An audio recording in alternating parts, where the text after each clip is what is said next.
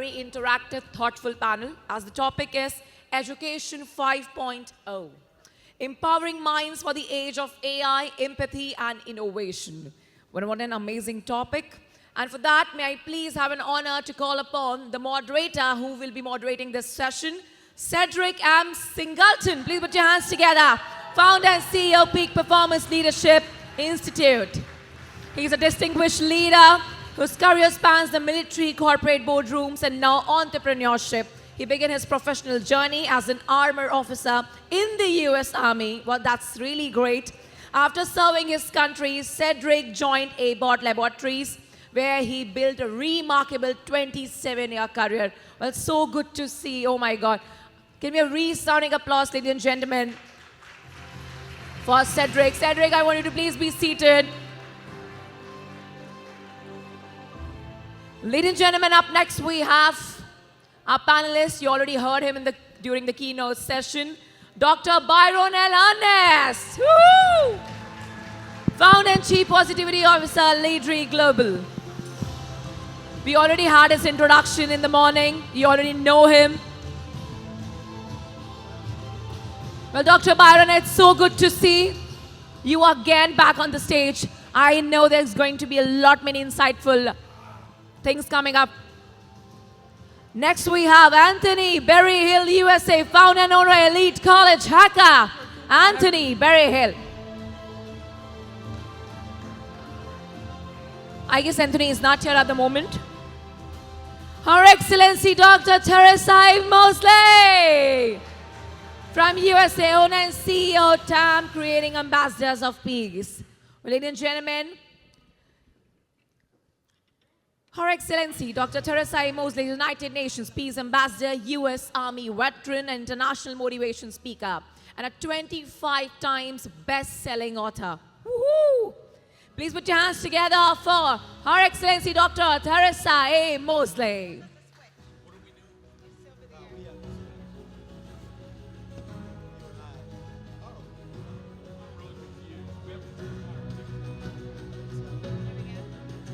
Up next we have Suprakash Das from India, Chief Financial and Operating Officer, CFOO, TCG Crest. Please put your hands together for Mr. Suprakash Das, ladies and gentlemen. Finance leaders with 18 plus years of experience turning financial strategy into a measurable business results. As Director of Finance and Operations at TCG Crest, he supports leadership initiatives across TCG Digital Solutions and other TCG companies. So good to see Suprakash Das here. We welcome you, Suprakash. Ladies and gentlemen, last but not the least, we have Michael Johnson. Please put your hands together for Michael Johnson. Woo! CEO Johnson Associates, strategic planning and consulting firm. He's a strategic leader, entrepreneur, and a doctoral candidate who unites analytical rigor with creative vision. As a founder of Johnson & Associates, he drives organizational transformation through innovative, actionable strategy. A published author, musician, and a community advocate, a man who wears many hats, ladies and gentlemen. So, what does the panel look like today? Amazing. Can I have more adjectives coming? What does the panel look like today? Oh, success. Okay, I'm giving you alphabet. You have to tell me an adjective from that. A. Awesome. Okay. B. Brilliant. Okay. G. Go. Oh, that's. I think that's for me. Hey, that's for me. Okay. I like that. That's for me, not for the panel. Okay. Now C. Creative. More adjectives. Come on, this side, people. More adjectives. Charismatic. That's a good one. I like that. Beautiful. Next one. Next alphabet is Y. Y. Quite tough. Just scratch your brain. Y. Yielding. Oh, yielding. Oh, you said? Yielding. Okay, got it. And next. Why are you not saying youthful? I guess they are quite dynamic. Young and dynamic? Yes, yes. I think that's young and dynamic. Please put your hands together for the panel, ladies and gentlemen. Woo-hoo. So looking forward, Cedric. I hope you're going to moderate this session quite well. All right. So I know there may be a little jet lag. There may be a little bit of, we just got here all day long, and now we may be at the wind down phase. But you don't want to wind down for this panel. You don't want to wind down because we have an exciting 45 minutes that's going to feel like 2 minutes. That's how exciting it's going to be. We got a couple of surprises on this panel. A couple of surprises. One that has to do with today, and one that is a matter of life and death. Ooh. That's called a teaser. But I want to start off by giving a little bit of a statistic. According to Microsoft in a recent survey, 75% of employees are using AI at work. But at the same time, organizations are reporting a severe decline in critical thinking. So here is the provocative question. Are we becoming both more efficient and less capable? By show of hands, how many believe that education is keeping pace with AI? How many believe that education is falling behind?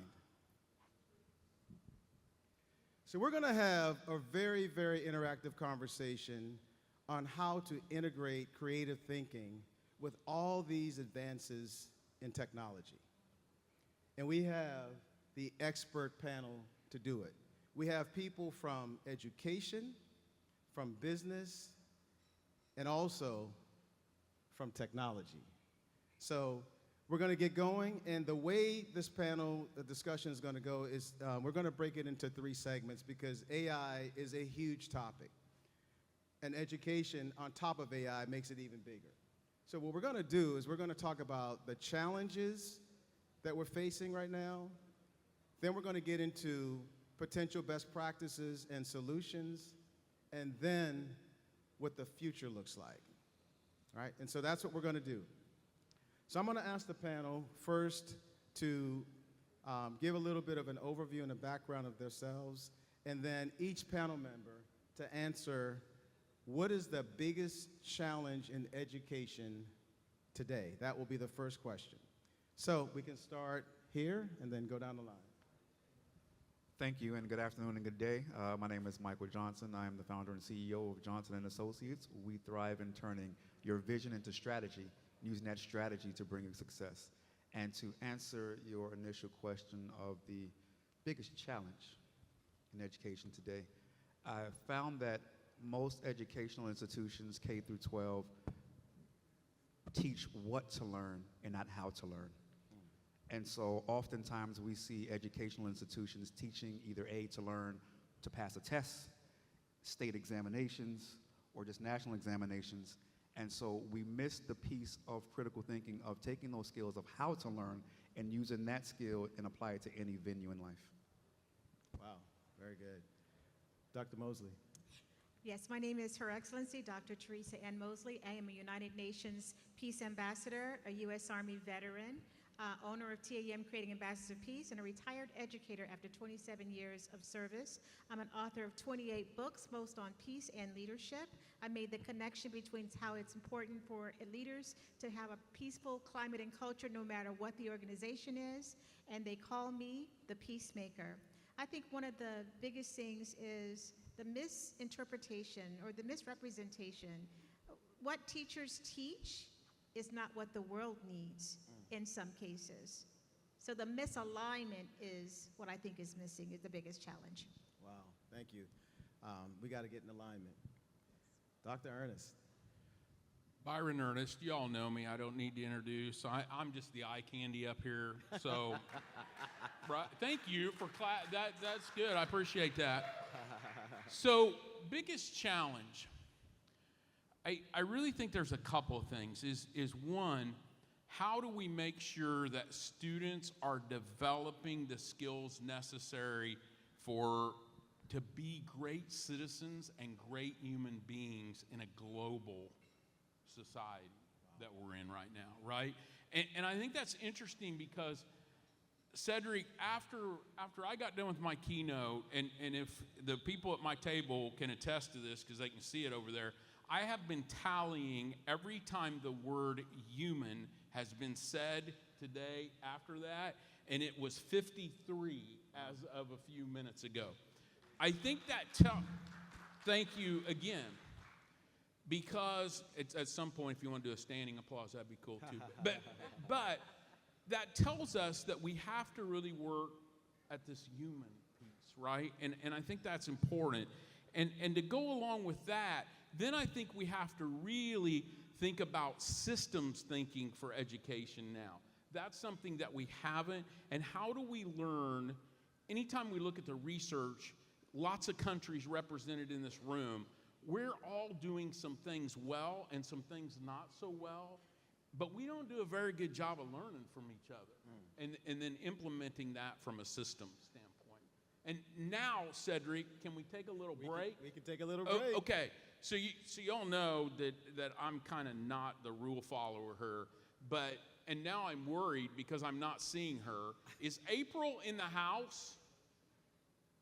Okay, April, would you please come up here for a moment, please? I need some audience participation. April from the Philippines. April from the Philippines, a new friend of mine. She's given me a list of the Filipino food that I need to get before I leave. Please come up here. Just come on stage.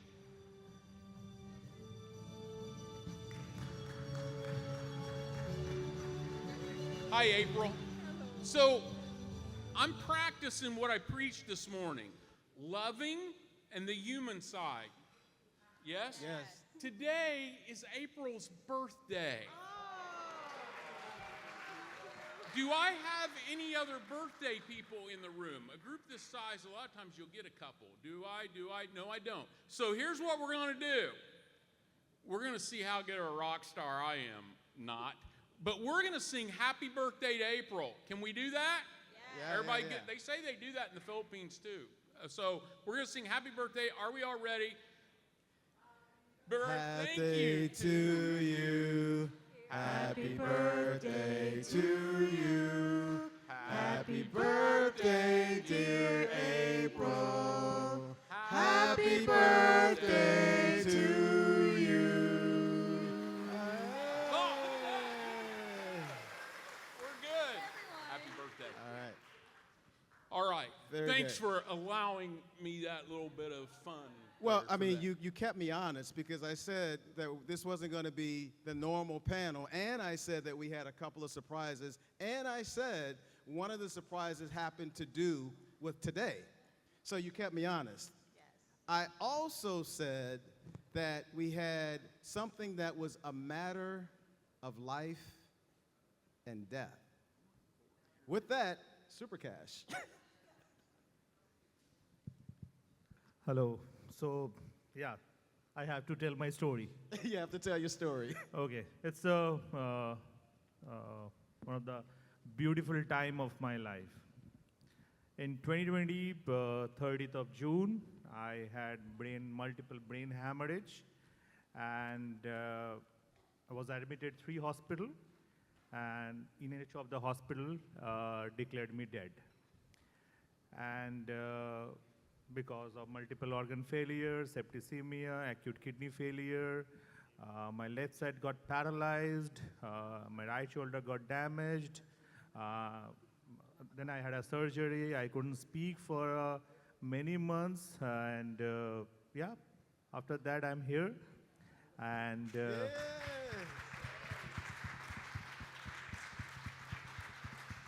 thank you so much. Thank you so much. So the interesting part is that, then doctor told me, you cannot do many things. I like, what? You can't drive anymore. And I'm, shit. Because driving is one of the, kind of stress buster for me. And he was saying, I can't drive anymore. Like, yeah, you can't drive anymore. Because now you have a significant blood clot in your brain. and you can have seizures at any point of time. And I'm, okay, let's test that. So the very next day, I took my car and I went to a hill station, which is almost 700 kilometers away from my home. I said, no, yeah, I can challenge that. The doctor said, you know, your anti-gravity muscles got damaged, so you cannot walk much. And I started walking from my home, from my office to home every day. And I solved the problem. And I am very passionate about trekking. Not right now, you can see me a few years back. The doctor said, you know, you cannot go for trekking because you may have a shortage of oxygen in brain any time. And whenever you go for the trekking, then there will be no hospital. Okay, so it's absolutely no for you. Then I managed, being in a domain of finance and operation, I managed my doctor somehow that you have to write on my prescription that I can go for a solo trek in a very, very, a place called Ladakh in India, which is very remote, and it takes around 72 hours, 48 hours to acclimatize yourself. And I went for a solo trek. Okay. So it's like, you know, overcoming another challenge. So what I realized is that, you know, yeah, we have to take care about our health because I still am following the same bad routine, but it's all about your mental strength, okay, and how I know my body, okay, and how I know my capability to turn the, kind of a difficult situation into an opportunity. And I still, you know, enjoy those days thoroughly because I know what is the pain when somebody is having paralysis. I know what is the pain when your kidney is not functioning. Okay, so now I know many things which I was not aware earlier. So I can see the challenges in a different way, and I really thoroughly those were the best days of my life. And coming back to my profession, yes, I'm Suprakash. I'm working as a CFO and a CEO of a research institute where we are working on neuro research. We are trying to solve problems like dementia, Parkinson's, Alzheimer's. On the other hand, cancer biology, on green energy, sustainable aviation fuel, then quantum. We are developing quantum gravimeter. We are developing PIC chips, which can help heart patients. We have a AI vertical where we have 3 sub-vertical called TRIM, Translational Research in Mathematics, how we can use mathematics to solve the real-world problem. Similarly, AI, ML, crypto, and many other similar research verticals. So that is, and gradually I'm in the process of getting finance and try to learn more about the scientific things. So that is a small story about my life. Thank you. Thanks to Cedric. All right, thank you. So, you know, we started this panel. It's a panel on education 5.0, but as you heard, it's a lot about humans, human beings, the human condition, right? And so the first specific question, I couldn't think of a better person to ask this question to, is Dr. Moseley, the role of human empathy in education. This is so important, and I think Dr. Byron talked about it this morning. It's so important to address the affective domain as well as the cognitive domain in education. You know, it's one thing looking at standardized test scores and seeing where children are, while other times people are killing each other, right? They don't respect one another, right? So in terms of AI, though, you might have a classroom full of students or a school full of administrators or a team full of team leaders, and you're telling them to use AI to help support your curriculum, right? But that is just a tool. It's not the human creativity that you actually need to bring everything together. And in terms of empathy, you might have a classroom teacher that has a student that's ADHD, emotionally disturbed, talented and gifted, twice exceptional, and you have no idea how to create this lesson plan to teach all of these different students, right? So you might go to AI and say, oh, I've got all these struggling kids, you know, give me a lesson plan on the Civil War, and it'll pop out something. But that AI does not have the human capacity of your creative mind. It can't tell you what Theresa did last week, or that Andrew's grandmother died, or so-and-so doesn't like to work in cooperative groups. So you can use AI as a tool, but you, as an empathetic teacher that is compassionate and love children, you have to look at the human factor of what's happening in your classroom, or a human factor what's happening in your school as a principal, to make decisions with AI as a tool to help. So always use your mind and look at who is the humans in front of you. What are their needs? And take it from that perspective. Very good, very good, very good. So we have a technology wizard on the stage, and we talked about the human factor, right? And we also are talking about the advances in technology. But I think we all have heard the term garbage in, garbage out. And so when it comes to AI and this technology that can come at a rapid pace, Michael taught me a concept that I would like him to share with you all, AI hallucination. So if you could speak to the concept of AI hallucination and how that kind of connects with what Dr. Moseley talked about as far as empathy and accuracy, can you share your thoughts on that? I think that's a great question. I really like to coin it and put it like this. We have to use AI as a resource and not a replacement. And so that's a replacement of people, that's a replacement of understanding, that's a replacement of really just love and understanding of the kids and the people that we're trying to educate.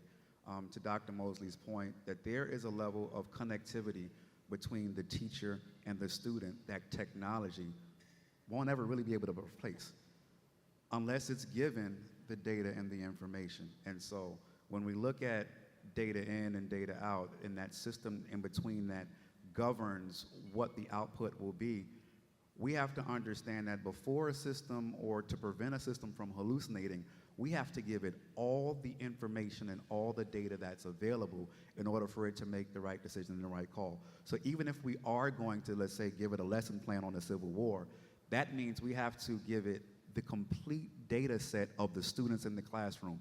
Joey doesn't like working in groups. Sarah doesn't only likes to talk for about 5 minutes. And so once you give the AI tool all of the data and the restrictions therein, it can then give you an output or a lesson plan that will be culpable for the student population by which you're trying to reach. So I think it's really important that in order to prevent hallucinations from happening, that yes, we have to give it, the AI tool, what to do, but in the same conversation, we also have to tell it what not to do, because then now we're creating a level of duality and a level of balance where we can get true and accurate, as close to true and accurate information in a data set that we can give for the students.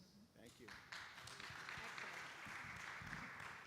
Dr. Byron, you are very, very connected with being relational, having connections, the human element of education. What are we at risk of losing as it relates to the human connection if we don't get this right? Yeah, and again, I just tried to model that in a fun way. AI did not tell me it was April's birthday. I knew it was April's birthday. Why? Because I've gotten to know that table back there, right? Table back there. They know I can't speak Filipino or understand stuff they're telling me, but I do know it's April's birthday. So for me, it is that relational piece, right? That we're not going to get from AI, nor should we try to. So again, it's not a matter of we switch everything to AI. We need to realize there are some things that AI can't do. Right. AI can't be human, and it's never, I don't care what anybody says, it's never going to take us over. It can't be human. It cannot replace who we are and those personalities. So I think the thing that we have to worry about is How do we still make sure that we've got critical thinking in our students and problem solving? How do we still continue to build creativity and curiosity? And research tells us that you can teach creativity, and we need to be doing that. We also, and this one I think is important, is the ethical reasoning that AI is not going to do for us. How do we help our students understand the ethical pieces, right? And then adaptability and resilience. That's another one that always worries me. Are we building a society that's not resilient? And I think that's important for us to think about with students as well. Very good. You know, before we had this panel, I had conversations with everybody, and in talking with Dr. Moseley and talking with Dr. Byron, I just knew that they were going to click because it was. Yeah, I knew love it. him. So I couldn't wait for them to actually meet. Wow. So that was my little secret.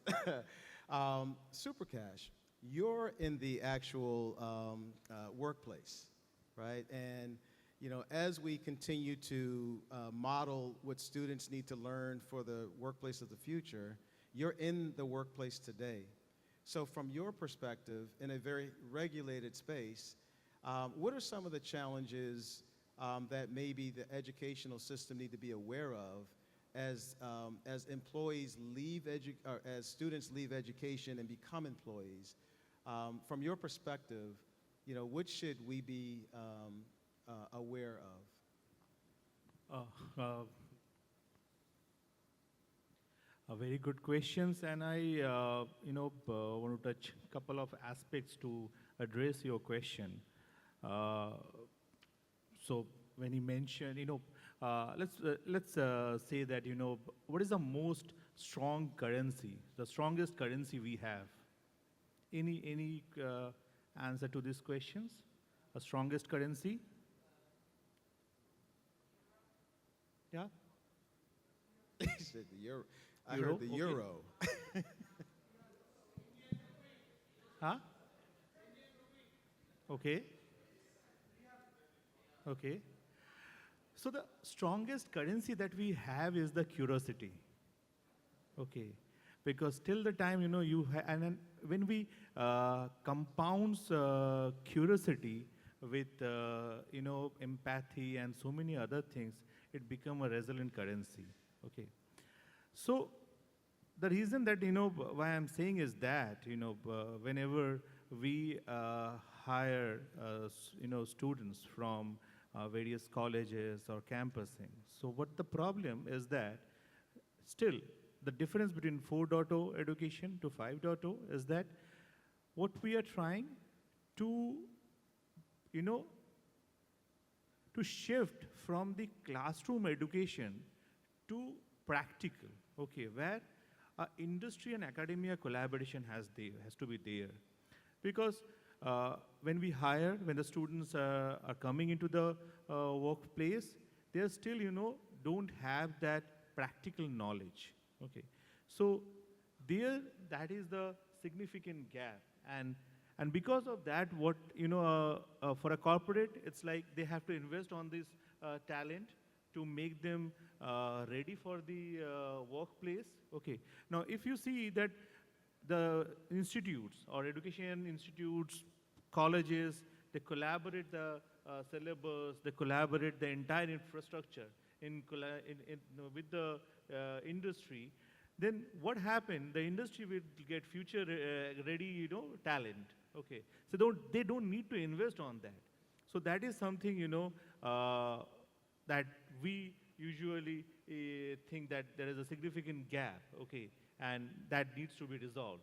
And having said that, another thing is that, right now, if we go back, the workforce pyramid is like, at the bottom, you have, say, 4 employees, then 3, 2, 1. The one person is taking, decisions, but the 4 person is preparing the data. Now we have AI, and AI is doing a lot of work, a repetitive work, which we don't need to do. So at that level, we have significant employees who can analyze the data and can provide you the guidance, okay, that what is, coming on the way. So where we need people who can actually understand and, take decisions on that basis of the data. And another thing is that, one of the most important skills that whatever the skills, relevant today, it may not be relevant after a few years. But the most important skill one should have is the meta skill. Okay, how fast you can learn, how human-centric you are. Okay, so these skills are very important to make yourself adaptable with the new technology.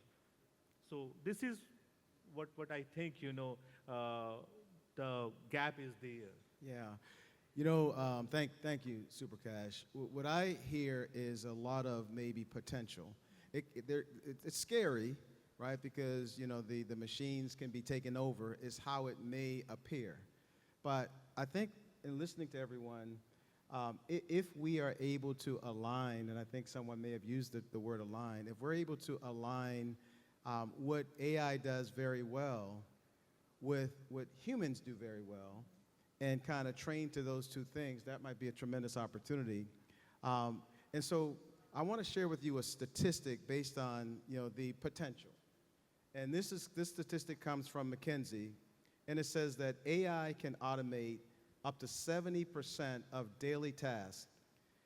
That frees up a lot of opportunity to do all of this investment in human beings. Everything that we're talking about, if we can get the AI part right, then there's a lot of capacity to get the human side right. And so with that, we're going to go to a transition to the next part of the topic, and that is solutions, best practices. All right, so with that, I am going to start it off with our technology guy.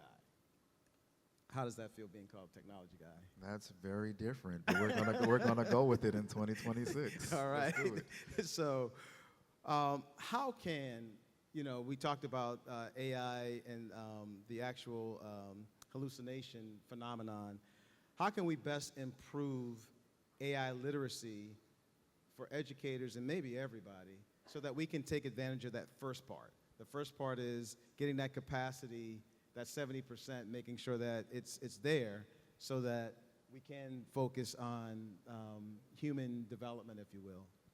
That's a great question. I think if we first look at AI literacy to take away the fear of the unknown, right? If we begin to educate on the capabilities of AI and what it can do within the educational space, we would then remove the barrier of fear. We would then remove the barrier of, is my job at risk?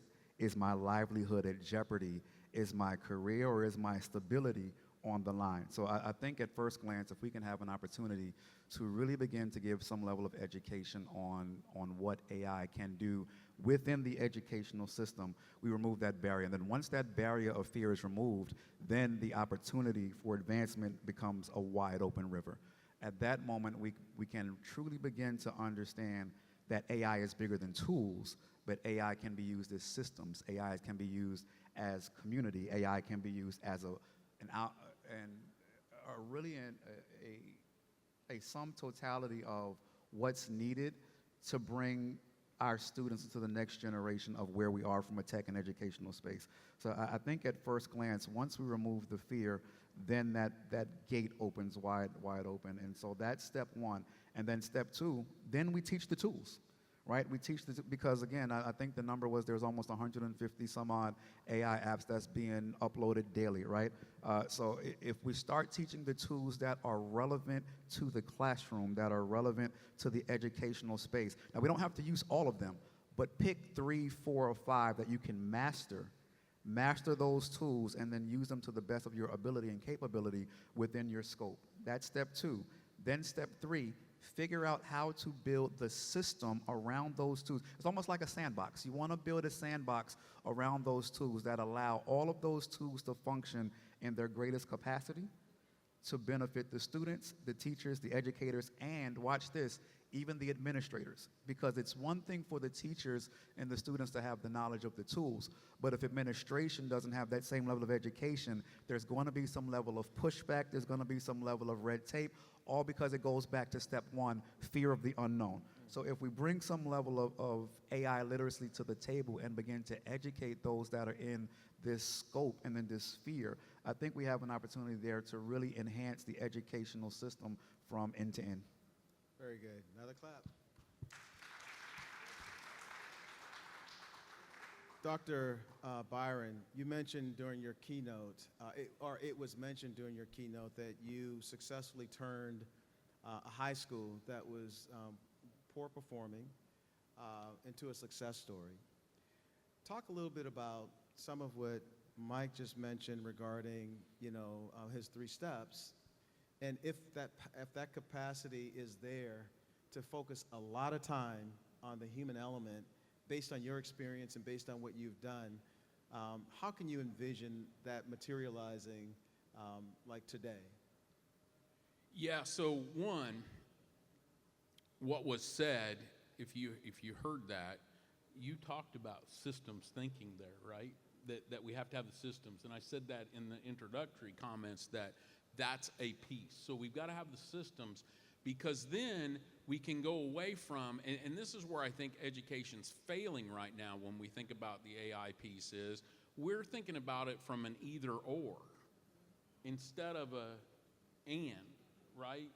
We need both. And again, we need to recognize the things that AI can't do.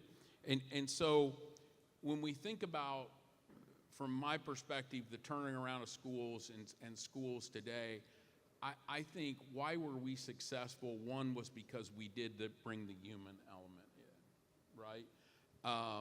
I knew those students all individually. I cared and loved for them. I'm going to bring that love. I can't keep that out of there. And so I think to bring in the human element, we have to make sure our students have ownership. And we have to help them know what ownership is, because our kids today don't get to own things like we, and I don't mean own in terms of property and money. I'm talking owning what you're doing, right? Owning my own mistakes, owning the things I do.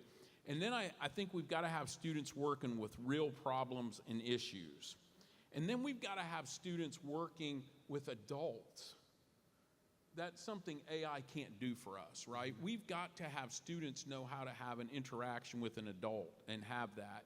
And then I think about my own work when I was teaching in the area where I was teaching. We had a world headquarters for a genetic company, and I partnered with them to where we were doing real research for them, and their researchers were coming in and helping the classes. Because you all know me well enough to know I wasn't smart enough to do some of that, right? So we had them help with that. So they were working on real problems, working in teams. Students should have mentors.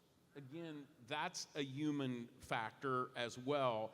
And so we need to create the space for our students to have human-to-human contact, which is what they're not getting in a lot of cases with all the technology that's out there. And I think if we bring that in with the AI, again, right? Not either or, but if we're still doing those things, then I think we help to move us along. No, very good. A very similar question, Dr. Moseley. Let's say that we get this thing right, as Mike, his 3 steps, and we get it right. When you and I spoke, you gave some examples. I think it was the Pearl. Was that the book? Yes. Just as an example of how you can really make education very impactful if you have that capacity. Talk to us a little bit about that. Totally the human factor. My very first year as a high school guidance counselor, and this was 1996, so it was way before AI, the teacher came to me, English teacher, said, Doctor, no, I wasn't doctor, I was Ms. Moseley, I gave the kids the book, The Pearl, nobody read the book, I don't know what to do. You gave a professional development the first day of school and everybody listened to you, everybody came up, could you please help me out? And I says, okay. What did you give them? She says, I gave them a book and I gave them a 6-page ditto. I said, can I see that ditto? Who did what, when, where, and why? I said, oh my goodness. I said, let me take over your class a couple of days.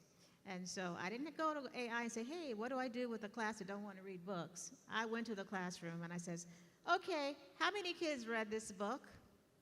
Nobody raised their hand. I said, all right. how many kids received this ditto? And 6 pages. Everybody stood up. I said, okay, stand up and tear it up. What? I said, tear it up. They said, really? I said, yeah, you're not doing that. So then I had them march. This class had 5 rows. I couldn't believe it. Watched them 1 row at a time, put it in the trash.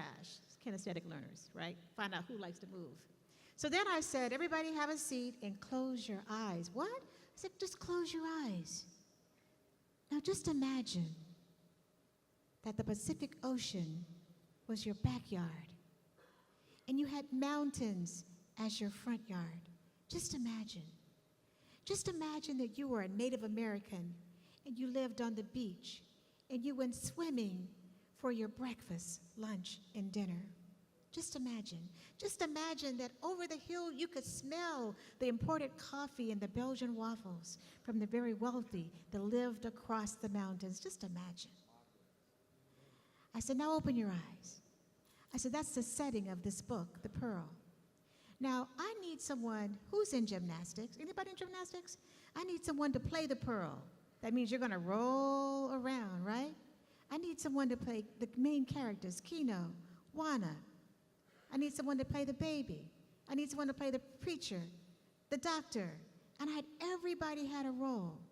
And what we did is we acted out the first 5 chapters of The Pearl.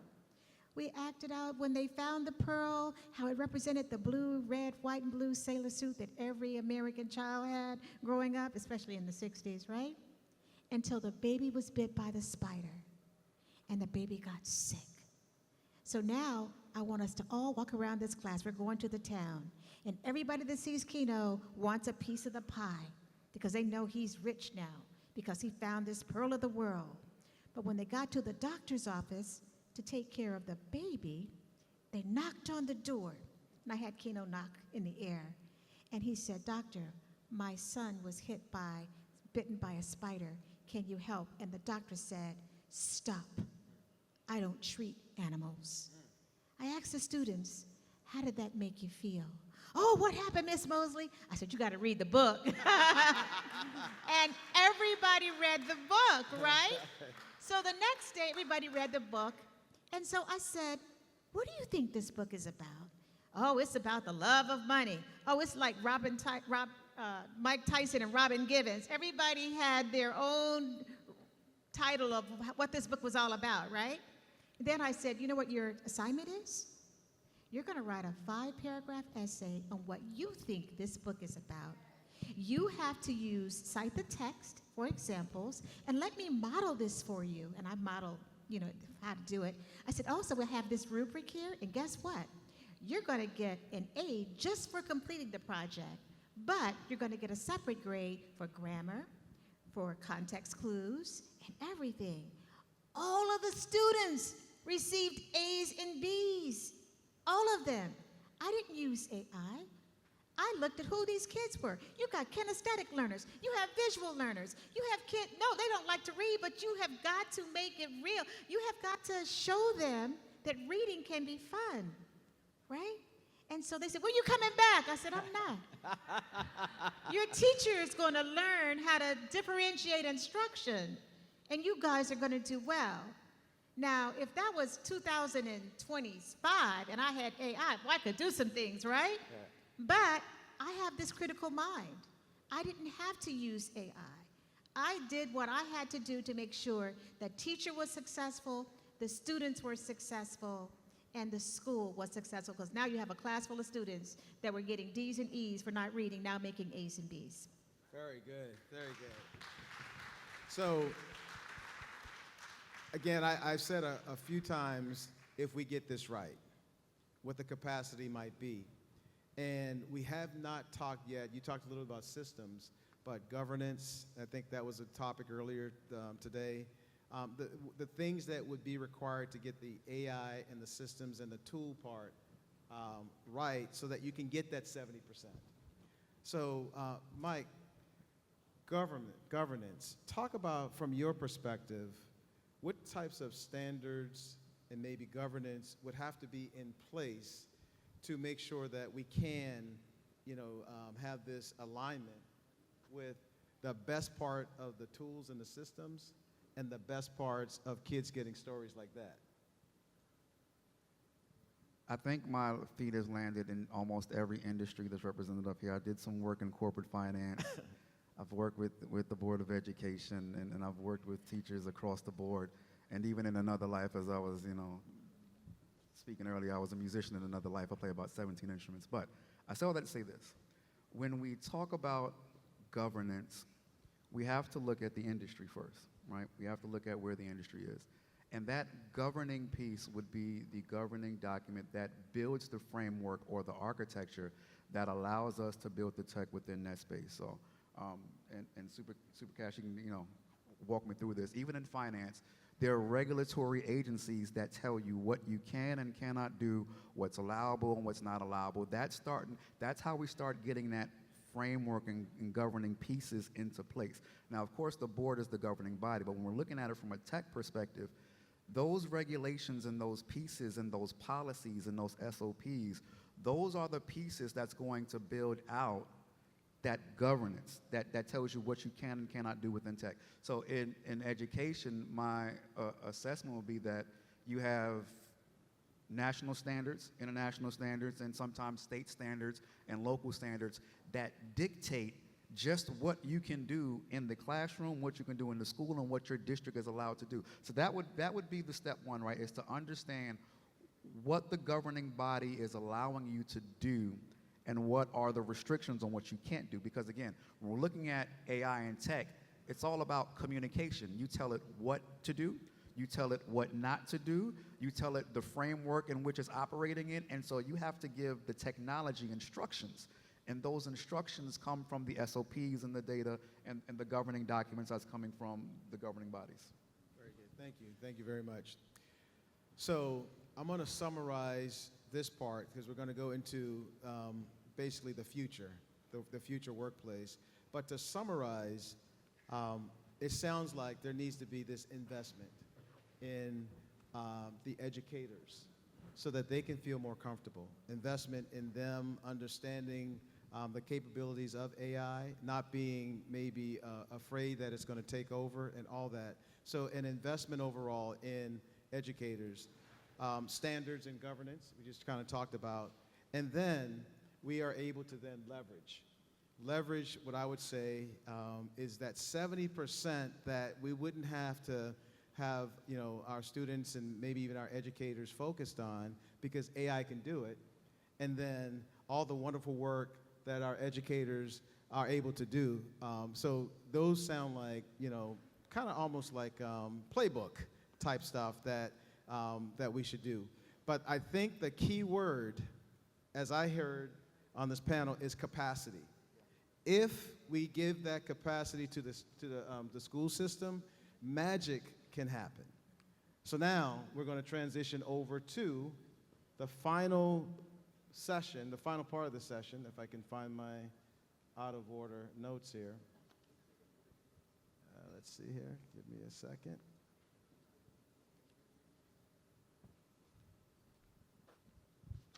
I'm going to blame Dr. Moseley because when she did her exercise, she started getting my stuff out of order. I'm sorry. Nah, so it's your. But no, the final part, and that is, again, creating future-ready leaders. And as you can tell, I like statistics. So here is one that I think will blow your mind. According to Yahoo Finance, AI in education is projected to grow from $7 billion today to $136 billion over the next 10 years. So if we're able, again, to get that capacity under control, there's a lot that can be done with $136 billion. So I'm going to use that to start the question.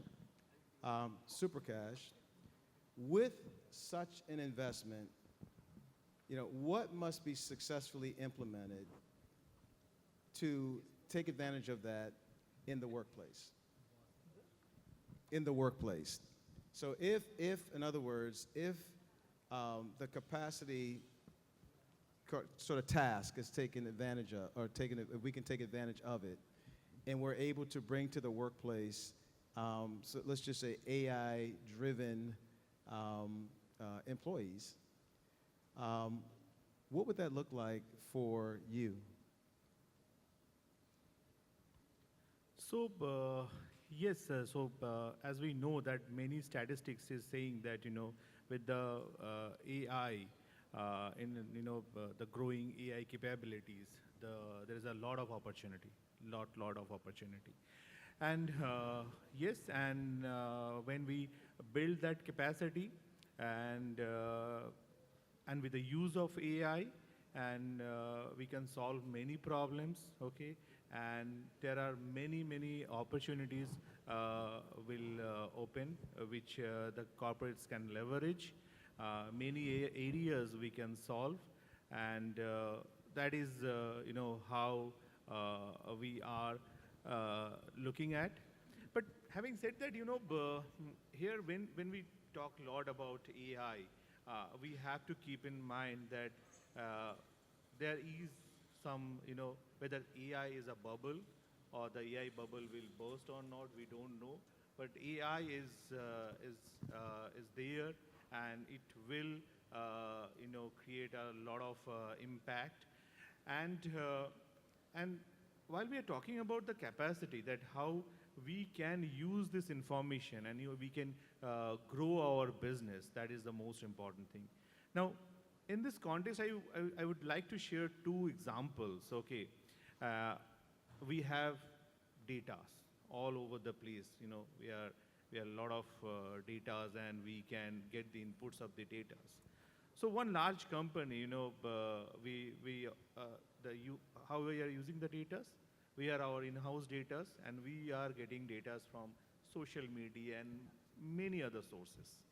Now, with all these informations, what we derived that during a particular season, the quantity of particular product, it's a cold drink, which significantly increased another part of the country.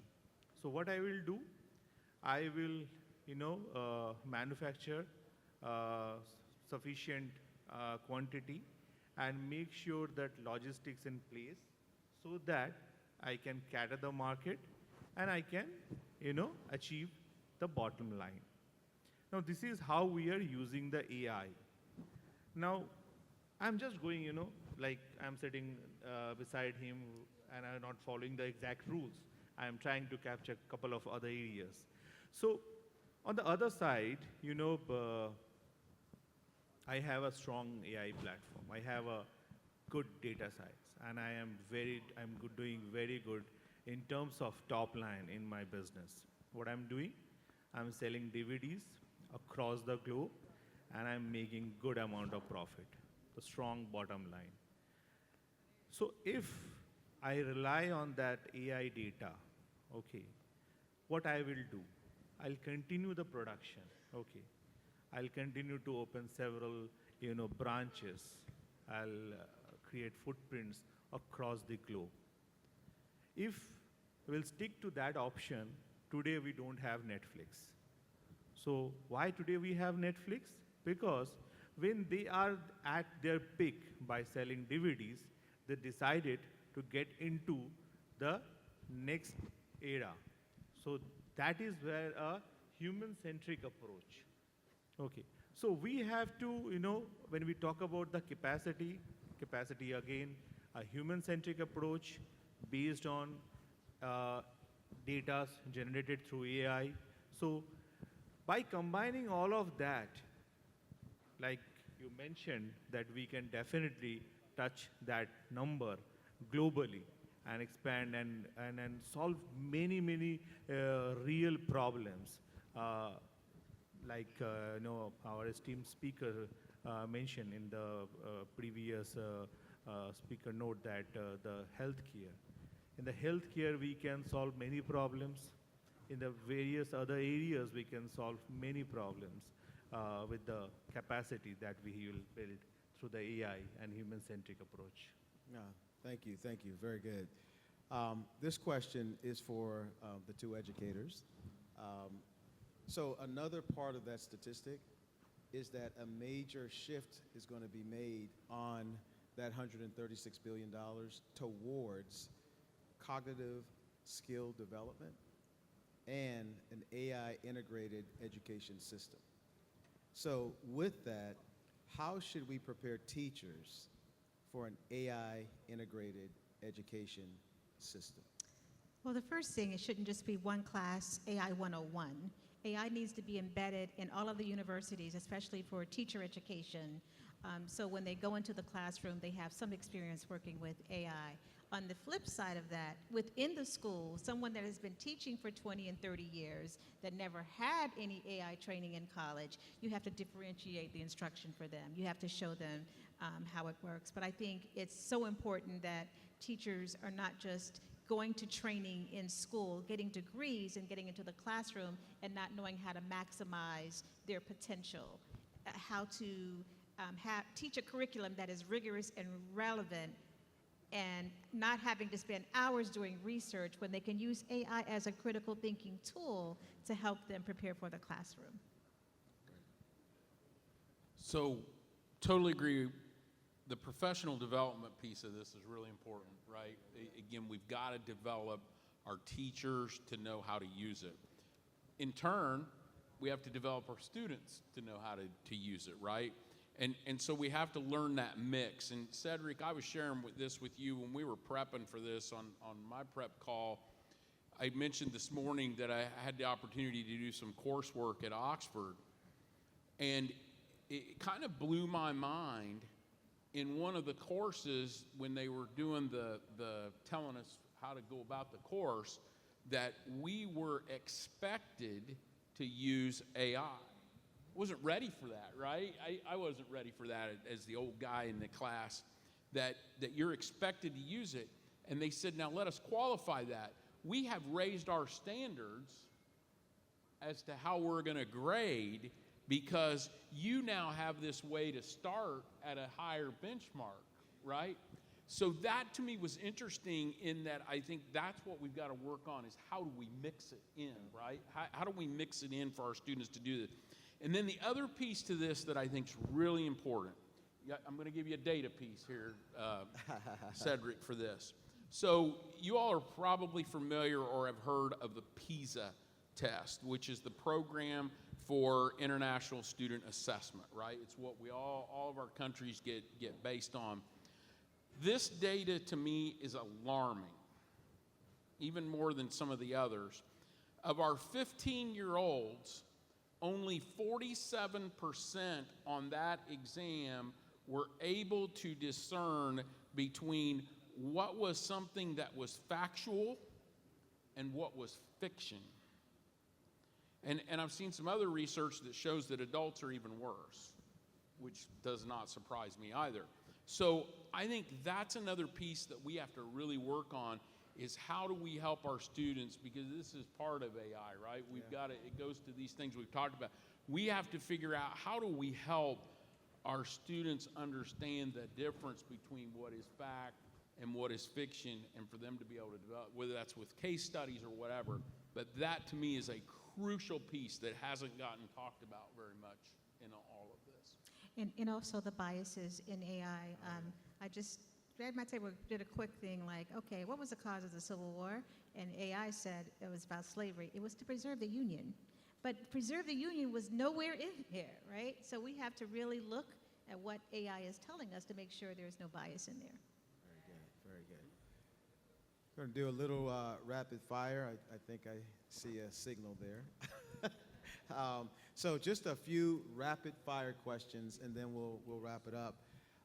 And I'm going to ask just two questions. One is, and this is for everyone, just to give a number, on a scale of 1 to 10, how valuable will people's skills be in 10 years? 12. 10. 10. That was an easy one.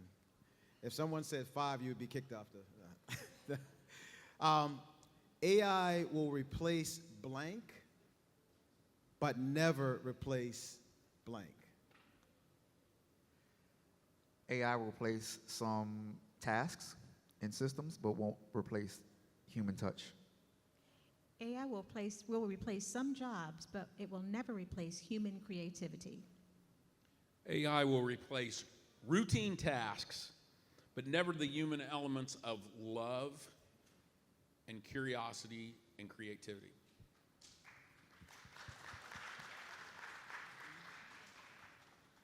So AI replace those people who, yeah, obviously the routine task, and then those people who don't, want to learn how to use AI. So you have to upskill yourself, reskilling and cross-skilling. If you are not doing that, then you will get replaced. Other than that, there is no chance. It will there to help you to perform you better. Okay. So yeah, obviously. So the most important thing is cross-skilling, reskilling, and a continuous learning. If you do so, AI will not replace you. Gotcha. All right. So I think that's our time. So I want to just leave you with one thing, and it's something that my mom used to say. In life, there are things that you cannot control, and that there are things that you can control. And her thing was control the things you can and take control. Thank you very much. Thank this panel. Come on, everyone, can we resounding applause for such an insightful and informative panel. Look, what an amazing panel on artificial intelligence and their evolution. Can I have all of you please come together for a group picture?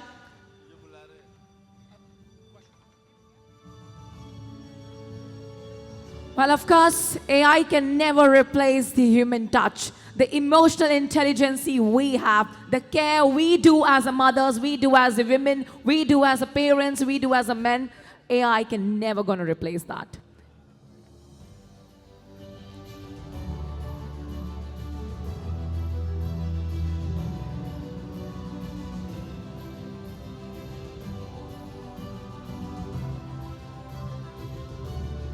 Thank you so much, seasoned panel, for joining us on the stage.